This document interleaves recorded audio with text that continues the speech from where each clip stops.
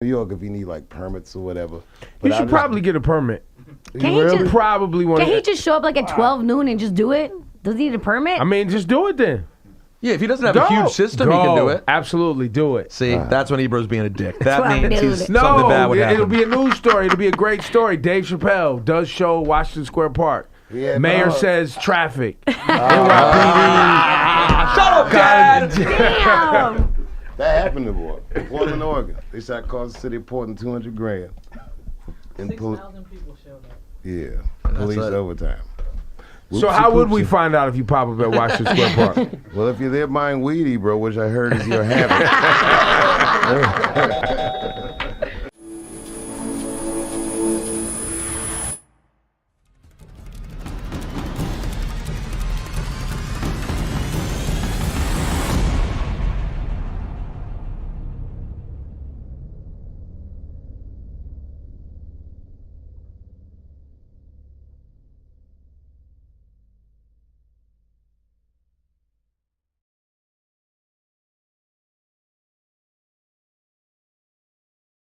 I remember reading somewhere he was like, I've never heard Dave Chappelle. Oh, yes, he did say that. Even I was like, word.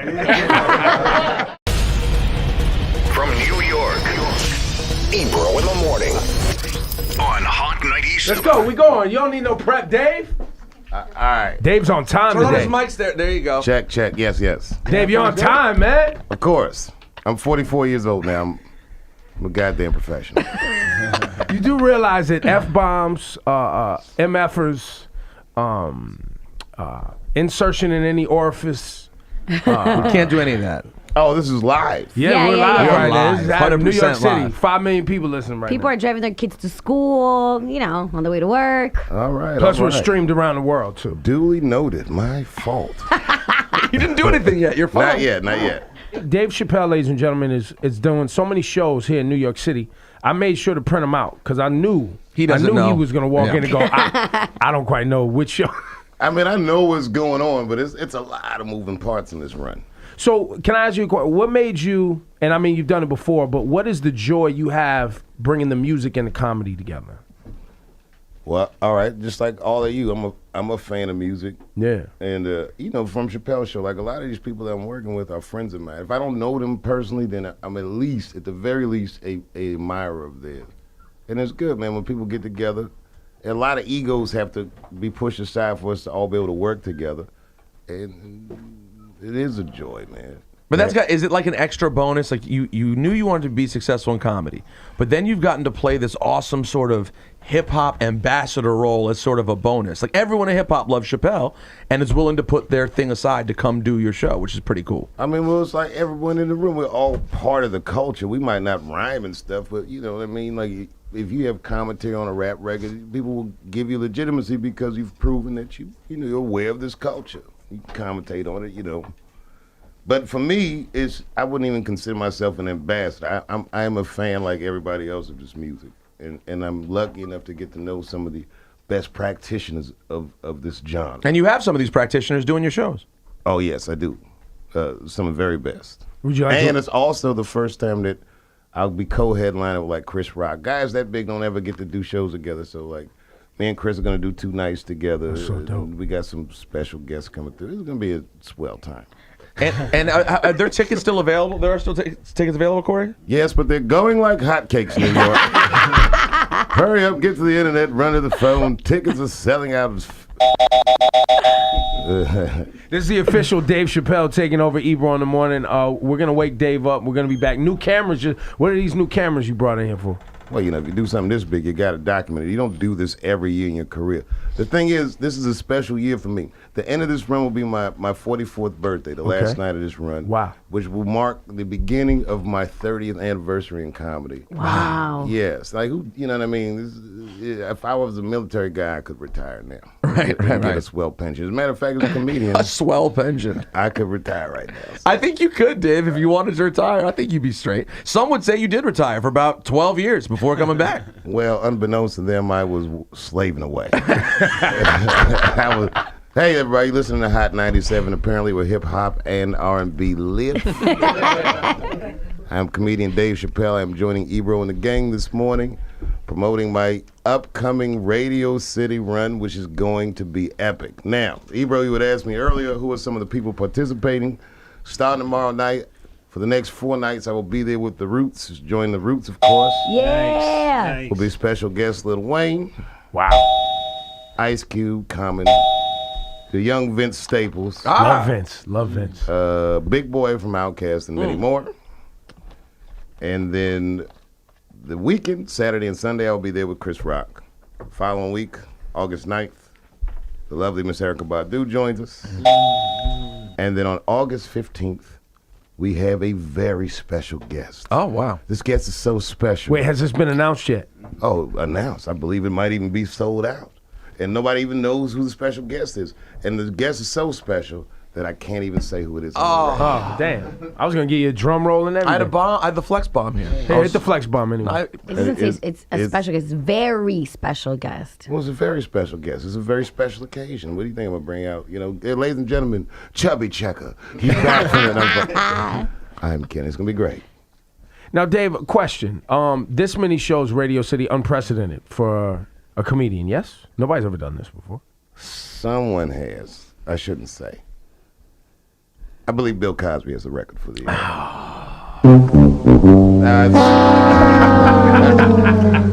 That's hilarious.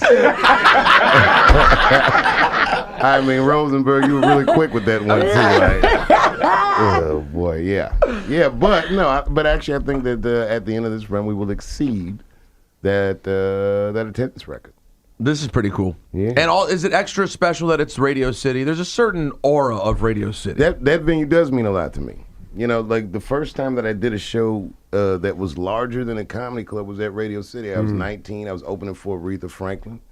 And then I didn't come back to Radio City to whatever that run we did 3 years ago, 2-3 years ago. Wow. Yeah, it's a special place, man. It is.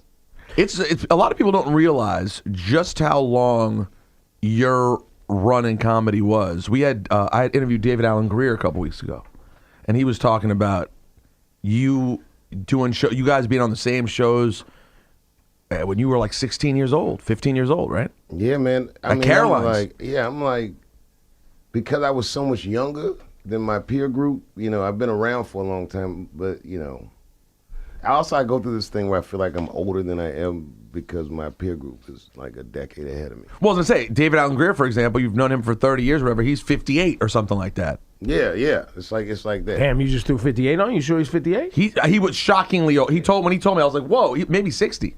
Shock. That's not shocking. I was shocked. I was shocked at David Allen Greer. Seinfeld was 62. I remember one time I was sitting with Eddie Murphy, we were watching television, and like Sanford and Son was on. And he goes, I am as old now as Red Fox was on the first season of Sanford and Son. I was like, oh my God. He goes, I am as old now as Carol O'Connor was on the first season of All in the Family. Sheesh. Yeah, but Eddie looked like Eddie. He still looked the same. He really does. Yeah, we eat better, or like even 44. More money. Yeah, There's definitely more money. Yeah. Definitely more money. Oxygen chambers, nutritionists. No, he's right though. He's right. You know, people of affluence don't age the same way as the people. You know what I mean? But I would say, Dave, you don't strike me as necessarily a nutritionist kind of guy. Oh, absolutely not. but I live well.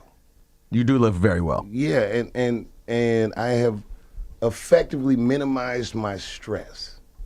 And I exercise.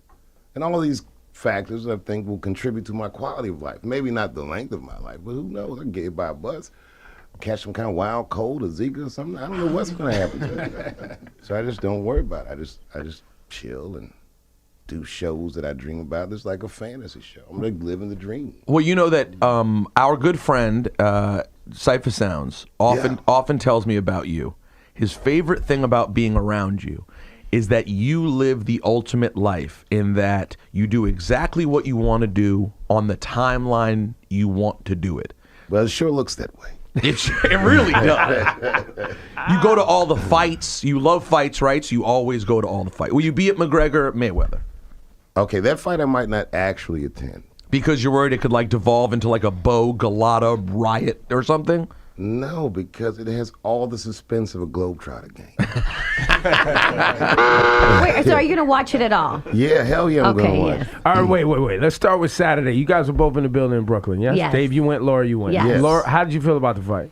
Well, I told you guys. See, we had just had the interview with Adrian Broner here, so I felt a little different about him. Like I felt sorry for him. And everybody looks at me like I'm crazy because I felt sorry for him. But why? Because I felt like when we brought up the mental health issues, and then the way he was just reacting, and You guys brought up mental health issues? Well, we had yeah, to. we had to. He threatened to commit suicide. He put a gun on the gram and was bugging out. Oh, I didn't know that. Keep Yeah, going. and I just kind of He felt like, bugged and he out. was talking about how so many people depend on him, and I feel like everybody's using him, and I don't know. I had this character in my head, okay? You guys went that deep on morning radio? When- With Adrian Broner. No, look. All the time. I thought people were driving their kids to school and all that. What about all that stuff? They gotta learn, man. They gotta so learn. when I was at the fight, I was feeling different. I didn't know that the whole entire Barclays Center hated him. Nobody was rooting for him, and he lost the entire fight. Well, I wouldn't say nobody was rooting It was for him. quiet in there, at least on my side. It was quiet because, the fight wasn't that eventful for a casual boxing fan. A real boxing fan is going to at least get caught up in the suspense of, can these guys accomplish the things they're trying to accomplish within the parameters of a given round? But a casual boxing fan doesn't understand, like, why aren't they punching each other? At one point, Garcia was like, hit me, boom, boom, boom, boom. I did they not ju- hear him talking in there. Did you hear I Mike? read his lips. I saw him say, I did not see Mike in there talking. Hit me, I say. Rocky dialogue. Wait, so you're not interested, you're not particularly interested or excited by Mayweather McGregor? No, I didn't say that. I mean, it's exciting, but it's just like I'm not going to go and... listen, man. Listen, Floyd Mayweather's probably training as we speak. Yes. And as he's training, do you know what Conor McGregor's doing? Learning how to box. right. So he can fight a guy that was born with boxing gloves on. Right. 10-ounce gloves. So it's just like, I just don't see how McGregor can do it. And in your situation, when you go to a fight, you sit in the most expensive seats in the house. And are they always comped when you get those seats? You sometimes have to pay, right? Of course, yeah. So you have to weigh, if you're going to buy the most expensive ticket, is it worth it to drop $70,000 to go watch this fiasco? Now, I will say about the McGregor-Mayweather fight that it's such a spectacle that in and of itself is worth seeing. That I feel like no matter what happens, Conor McGregor is a very big winner and talked himself into a lot of money. It's his first fight, and he gets to fight the very best. And I just feel like that's what the fight's going to look like. Yeah, I agree with you. Do you? We got a little bit weirded out when the racial overtones have gotten a little... You said it off the air earlier, but I'll say it. Boxing's racist and been racist a long time. I'm going with Floyd Mayweather just because he's black, not because I like him as a person. And I know he's a better fighter. I honestly, man, the racial overtone, I mean, for what I do, my ears are a lot less sensitive than most people's. And in my heart of hearts, I believe that these guys are great fighters. McGregor's from a different genre of fighting, but it's not like I don't respect what he does. I just don't think he's as good at boxing. Specific, right. Right. So a lot of people will say Floyd Mayweather should act a certain way because of his stature or his celebrity. And I propose that perhaps his excellence is his message because he's really, really good at boxing. Like in that circle square, he might be one of the most competent people on earth. When he's doing what he actually does, he's great. And life is complicated. Everyone messes up in life, but can't everyone box that good? And so I enjoy Floyd Mayweather. And I enjoy Conor McGregor. And I don't get bent out of shape about things he says because I know he's getting ready to fight a guy that I'm sure he has to feel deep in his heart is going to whoop his ass. And it's a lot of money to take that ass whooping. I would let Floyd Mayweather beat me up for that kind of money. If he want to take a fight with me, I'll do it. That would be... You heard it here first, ladies and gentlemen. It Drum would roll. be Let's go. slightly, Let's go. Let's it go. would be slightly less competitive than what you're going to see on the 26th. Coming to Netflix next, a Dave Chappelle special. Chappelle versus Mayweather. 1. I wouldn't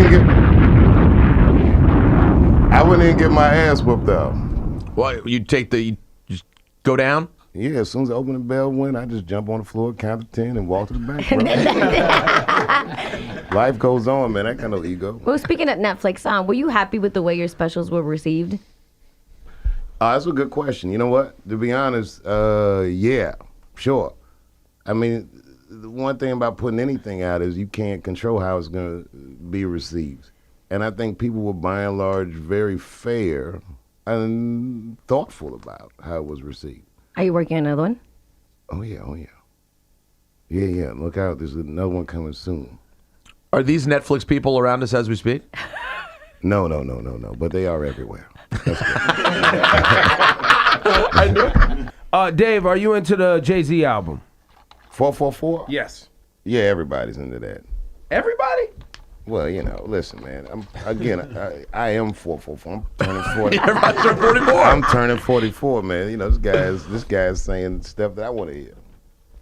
And I can understand all the words. So you're not a big fan of songs where you can't understand the words? Oh, I didn't say that. I mean, but it's just a record for a person of my time, man. This guy. And it's the first time I think that a guy of his age can make a relevant record. And it's fun to see a genre like hip-hop be mature like this. This guy, Jay-Z he's like a guy, he went to space and came back, bro. He's a billionaire from Brooklyn, from Marcy. I appreciate that. It's fun to see that. And we never knew that everyone thought hip-hop was a young man's game because it hadn't been around long enough to allow people to age. But Hov could keep putting out albums like Bruce Springsteen or Paul Simon or anyone like that. And to his credit, like, for instance, if I had that kind of money, you would never see my ass again. I guarantee it. I would maybe do comedy in clubs or something, but I wouldn't necessarily be out here promoting anything. I don't think, is he even promoting? He owns Tidal. He just throws it up on Tidal. Nobody's seen him, talk to him, nothing. I don't think, he's with his babies. He's with the babies. He's going to go on tour when he wants to. On Of his course. terms, Yeah, you make a good point. Yeah, I don't think, I don't see. You would too. If you owned Netflix, you would put up a comedy special when you felt like it. Or would I? Or not. Or not. Nah, I would, man. I mean, I just respect the fact that he's been so true to the game for so long. How big a fan how early did you become a Hov fan? Because you're a real hip-hop head. Were you on Reasonable Doubt when it came out? Reasonable Doubt was a big record, man. Streets was watching. That was a big record. I mean, I remember all that stuff. It was dope. It was fun to watch. Back in those days, too, I used to see him around in New York. Like, if you used to go out at night, a couple spots, you'd always run into him. Like, during the Ascent, you just see him. And he got his varsity jacket fairly early. Yeah, legend status. Yeah, fairly early. He went damn near straight to the big kids table. Yeah, he did. He had a pretty quick run. We had Big Kids Table money early too. That helped. Yeah. Remember back in the day when it was a big deal that he made $100,000 at the Apollo? Yes. And now look at him. What's 50 grand to a guy like him? Please remind him. What other recent albums you been sitting with, Dave? Everybody loved that Kendrick record. That kid's doing it. That kid is a perfect reflection of many great influences. Like, when he's probably coming up listening to music, I think he had a good diet. Yeah. Because the way he refines it, I like him. He's fun to watch too. Have you seen him live? Have you had a chance? Well, do the BET Awards count? Yeah. Oh, and then he opened for Kanye that one run. I seen him live. Oh yeah, that's right. Yeah, when he opened for Ye on was it Yeezus? Have you spent any time digesting the Hov lines on his album about Kanye? No, you know what, man? I don't get lost in the woods trying to decipher Jay-Z lyrics. If I really, really want to know, I'll call somebody and be like, and ask them. Who's your go-to call for explain hip-hop lyrics to me? I don't know, but most if I could reach him, I guess. You had the chance to interview Kendrick for Interview Magazine. What was that like? And were you able to just talk to him about whatever you wanted? Yeah, man, he wasn't a defensive dude, man. I think he understood I came in peace. And I'm a fan of his. And I think the thing that I was impressed by him was that he sounded very introspective and thoughtful. You know what I mean? Like, I don't think he puts it down. I think he stays in probably a creative zone. Guys, like, you can tell when you talk to guys sometimes, like, this guy's working through problems that he doesn't necessarily have to work through. He's figuring it out. Yeah. And he's a smart dude, man. I enjoyed that conversation. Now, granted, when I spoke to him, I was in the back of a car on the road on my way to, like, dinner. and he was in the middle of, God knows what. So if I had, in a perfect world, I would have liked to have sat down with him face to face and Gotcha. had more of a conversation like we're having now. Well, not like we're having now, but, just actually talk. But he was very open. I mean, especially considering we're on the phone and there's a guy from Interview Magazine recording the conversation and all that. Right. You know what I mean? Those things, there's a lot of moving parts. And he's never put his guards up. He didn't sound tired or evasive or anything. He just talking. Do you believe in a lot of times in the hip hop conversation, people, of course, laud Kendrick for his lyrics, me being the foremost to do that. You're a nut hugger. Me being the Kendrick nut hugger of a generation. You hear that kids going to school in the back of the car? Nut hugger. Never talking about nut They hugger. know. All the kids know. The kids have already It's a learned known that. thing. But a lot of people then give Drake a hard time because of the thing that was brought out about the lyric writing, etc. Do you think when you talk about all-time greats, do you use that as a strike against Drake, or do you really consider Drake to be an all-time great as well? These types of questions are tough. Listen, when it comes to art, right? Results matter. So if I listen to a Drake record and I like it, and then somebody comes behind that and starts telling me everything that's in the hot dogs, I ate the hot dog and I liked it. It's done. Right. You know what I mean? However, if I'm making art, I would rather do it myself. Got it. That for me, part of it is like, what can I come up with? And I'm engaging these people. But I don't mind people that make their art via committee. If there's, I don't know what the deal is. Because the results, like you said, the results matter. I ate the hot dog. I like the hot dog. And it depends on how I'm using Drake the makes some music. damn good hot dogs. Damn Kosher good hot dogs. Yeah, Now, kosher? You think that kosher dog? Well, he's Jewish. Now, He might be out here it may not be kosher. are you talking about his circumcision? That's what I mean. Wow. What? I gotta tell you. All right, guys, wait a minute. I'm going to step in here. I am not willing to sit on the radio and let you discuss the end of Drake's penis. I don't want to talk about this for even I felt another like it second. tied together with nut hugging. I know. He went from the balls all the way up to the tip. Bro. We got to change this conversation immediately. Okay, so Dave, your birthday is coming up, right? It's the last day at Radio City. How do you celebrate your birthday? Well, I know you have some special surprises during the show, but how do you celebrate life, your though, birthday? yeah. Yeah, it's funny. So, okay, after I quit my show, I don't remember how old I was or what, but I remember I was like on the walkabout, and I started riding motorcycles. So I rode my motorcycle like from Ohio, and then I was like in Austin, Texas, which took a long time, and it was my birthday, and I was riding up 6th Street in Austin, and I saw some bar. Pulled the bar over and I walked in. It was like late. It was like maybe 2 a.m. So wasn't many people there. And I'm like, oh wow, it's Dave Chappelle. And I said, you have a microphone? They're like, yeah, you got one in the DJ booth. And I stood in that DJ booth and I did a set. And this is when Twitter was still like new, and I didn't know that room filled up, buddy. Oh, because they was tweeting like Dave Yeah, Chappelle. oh, you're not gonna believe this. He's just in here drinking, talking all this crazy stuff. And I probably rocked for like 4 hours that night. One of the best birthdays I can remember recently. Another time I was in Colorado and I ended up doing a show and Common was there visiting his dad and he came and rocked with us and it was spontaneous That's and dope. fun. Yeah, birthdays, my birthday, the way I celebrate them is I try to make a memory that I'll treasure. Like my best birthday, I can remember my 16th birthday because I had such a good time. What was it? I was in D.C. and my brother surprised me. My brother took me to our old neighborhood. He goes, yeah, man, remember all this? Oh, yeah, it was fun. It was like reminiscing and stuff. And then a bunch of our friends from elementary school was sitting at a park bench and surprised me. And I had a show at a comedy club in D.C. that night. We all went to the comedy club, and it was the first time they'd ever seen me perform. It was fun.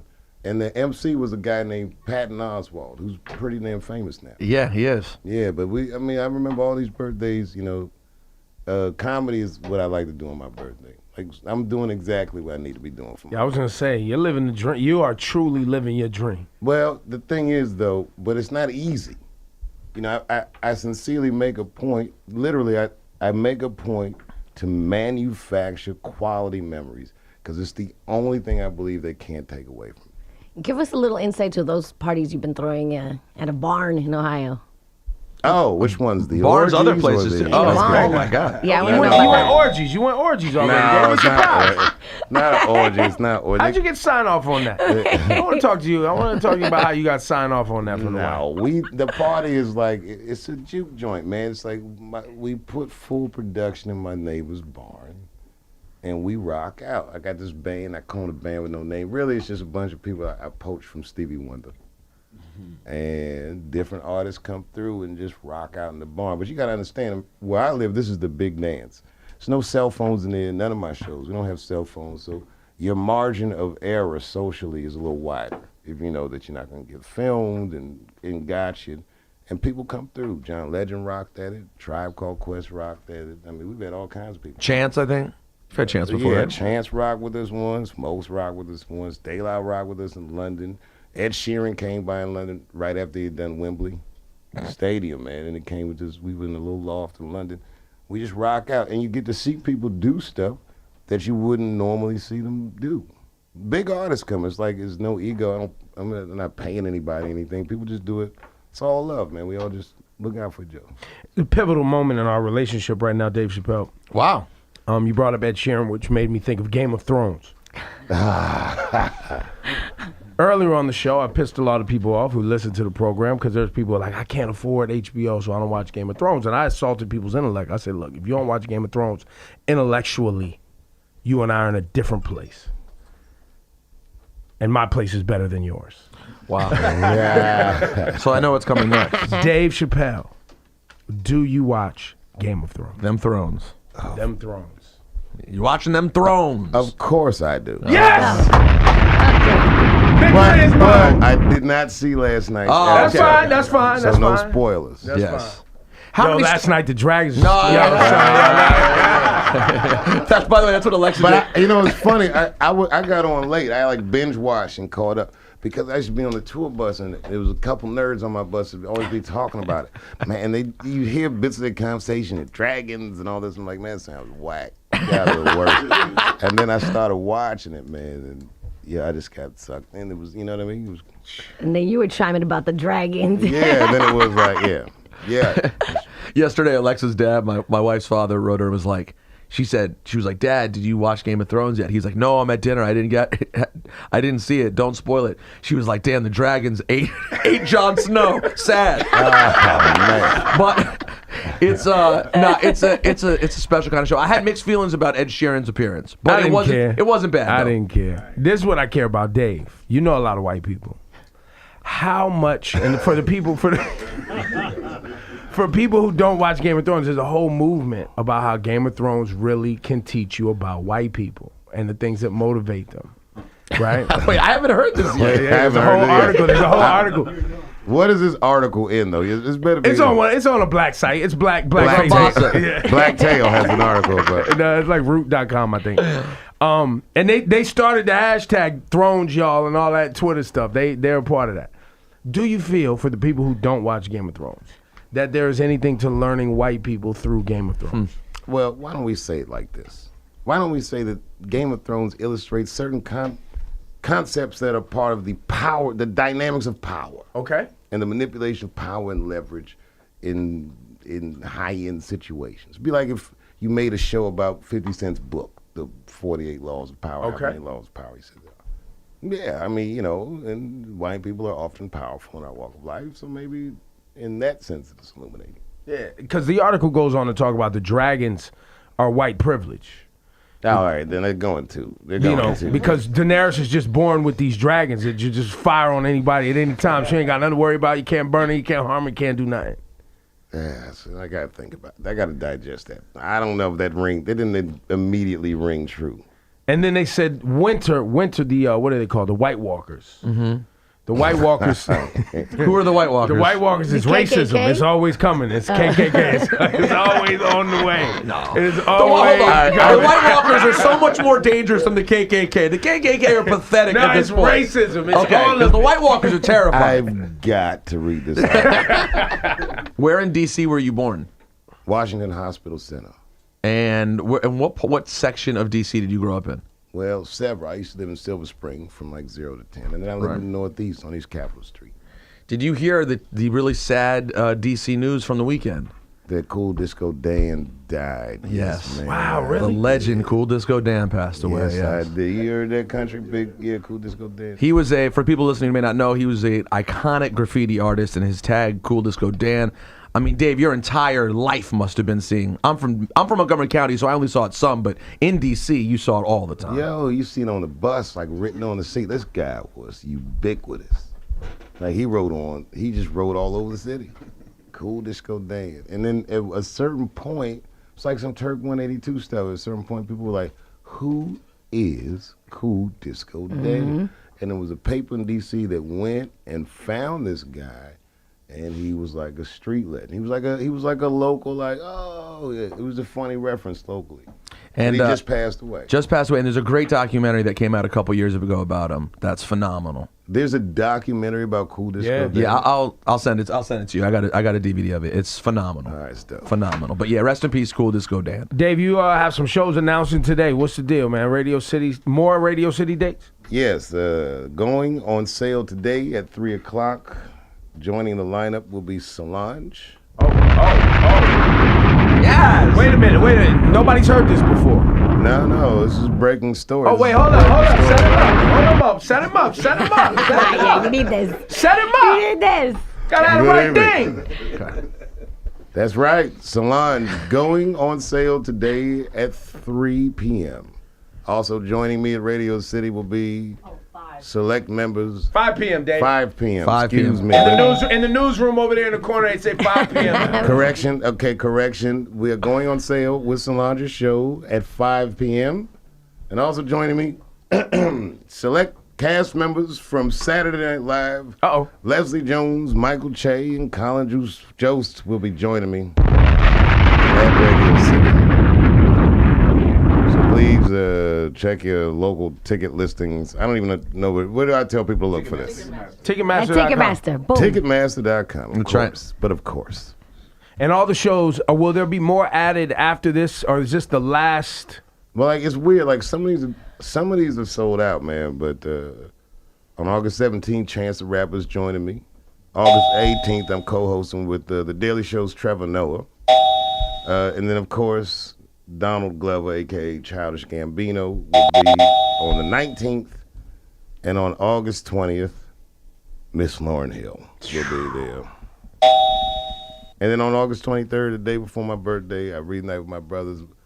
Yasin Bey and Talib Kweli. Nice. It's going to be fun. Has talking about Trump gotten boring for you? You were a part of the SNL skit when you guys did the whole election day. Yeah, you guys did a great skit. The black people watching the Trump yeah. results was a great Phenomenal. Yeah, man, that was actually me, Neil Brennan, and Chris Rock wrote a lot on that too.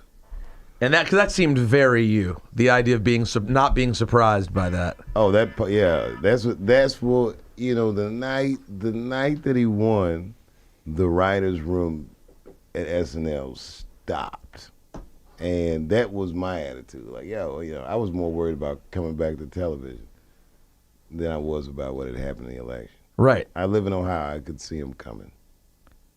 You knew this was gonna happen, I'm gonna say I knew. but you could see that it's possible. I travel the country and tell jokes, and I felt a climate where it was conceivable that this guy running that campaign could beat that candidate. Yeah, you could see it.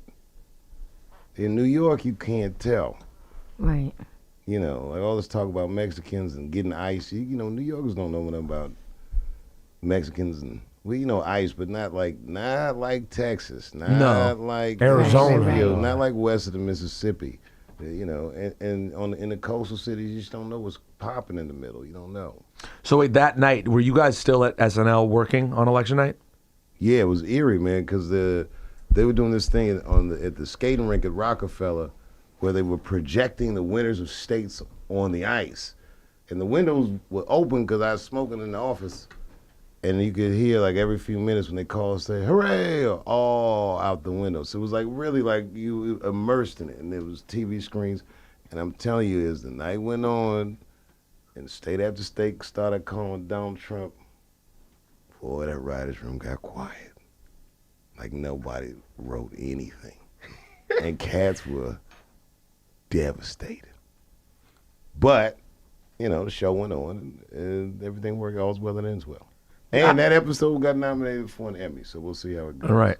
Silver lining. Yeah, ironically, the episode from the week before it was nominated for an Emmy too.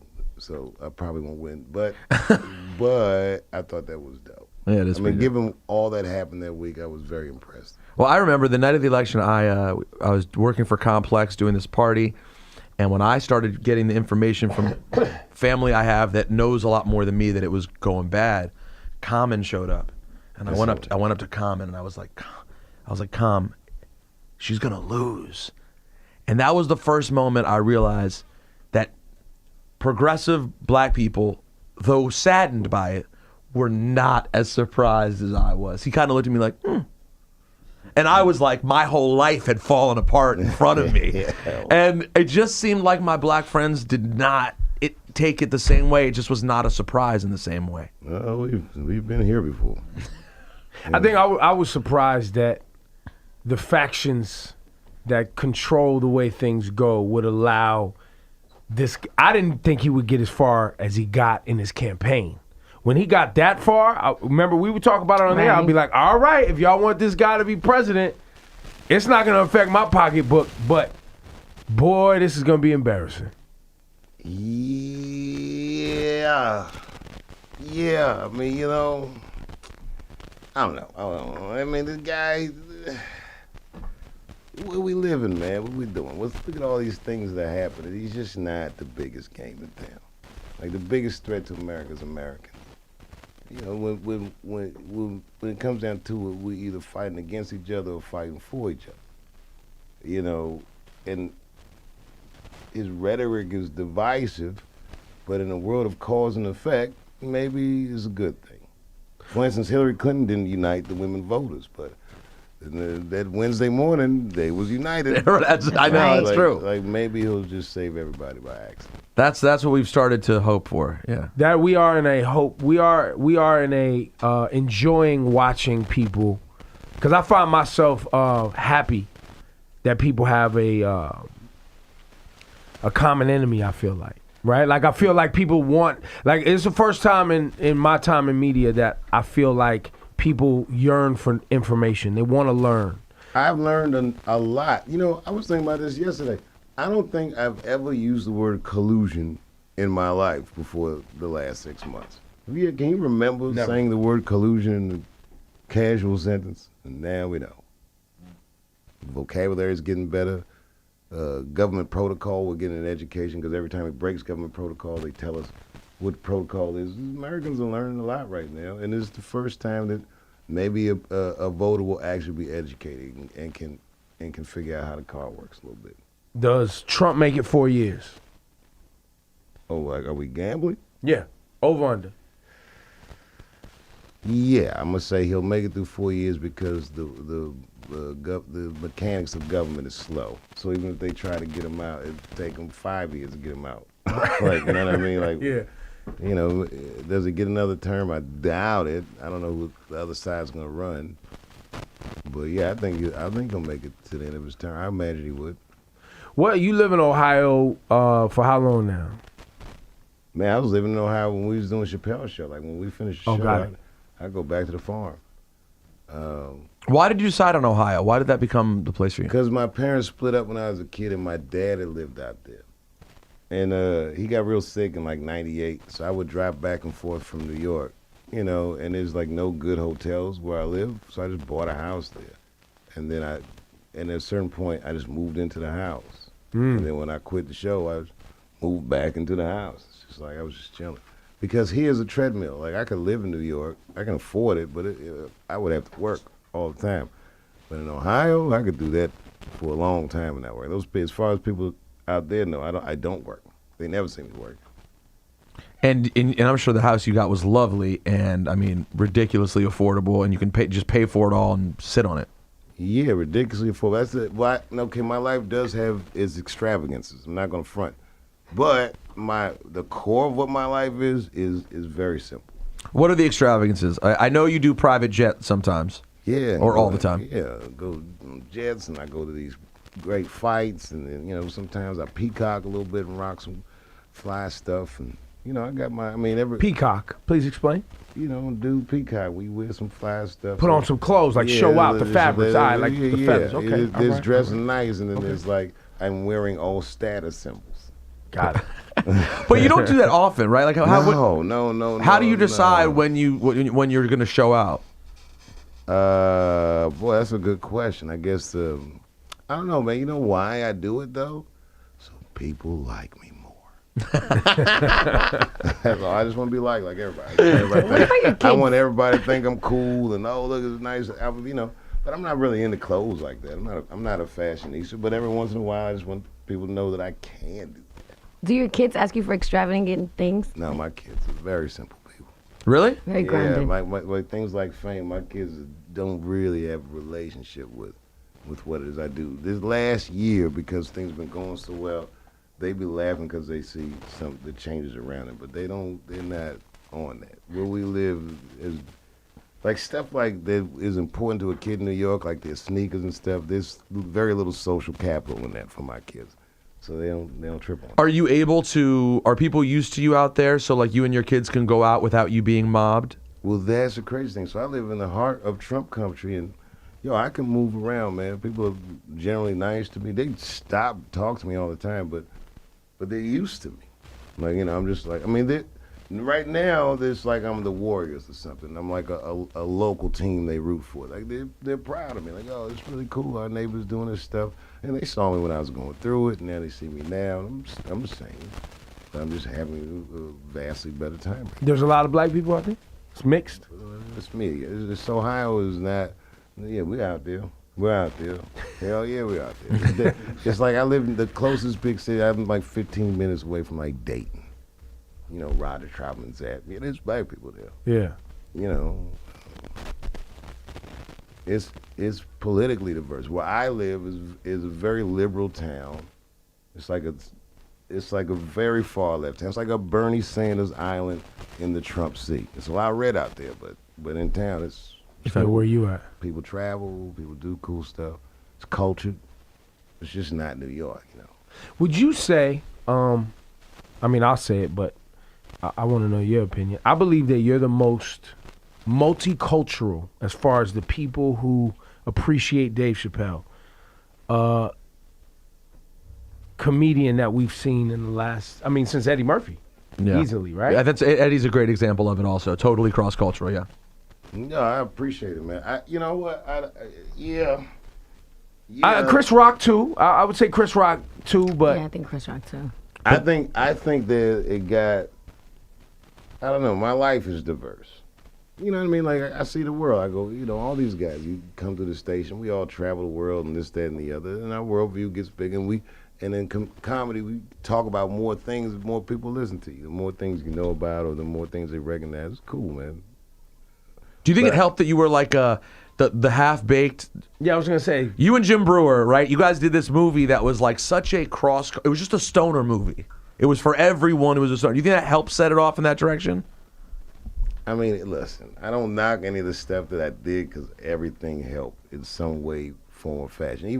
Even if the help was to just inform me about something. But I don't know. I don't take that kind of inventory. For me, like, it's like, I don't know. I just remember it from the inside out. I don't know what other people think about the stuff I do.